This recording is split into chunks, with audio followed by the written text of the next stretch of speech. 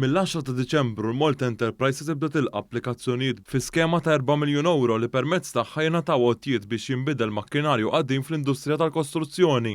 Fil-fatt, b'din l-iskema il-Gvern qed iħeġġeġ l-operaturi biex jiskrappjaw u jbidlu makkinarju qadim għal makkinarju ġdid li jġenera nqas emissjonijiet. Fil-prinċipju t-tamir li jiġi skrapjat u dak li nxtara irid jipprovdi l-istess funzjoni għalkemm jekk it-tamir il-ġdid ikollu l-istess kapaċità ta' daqs tal-magna u jirriżulta fi tnaqqis raġonevoli fl-emissjonijiet tal-karbonju jiġi kkunsidrat ukoll.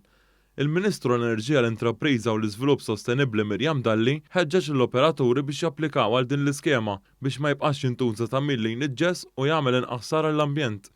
Il-formola tal-applikazzjoni għal din l-iskema hija disponibbli fuq is-sit elettroniku regeneration.maltenterprise.com u s-sottomissjonijiet jistgħu jsiru mill-ġimgħa d-dieħla l qudiem. Kull benefiċjarju jista' jibbenefika sa 200,000 euro skont ir-regoli tal-iskema.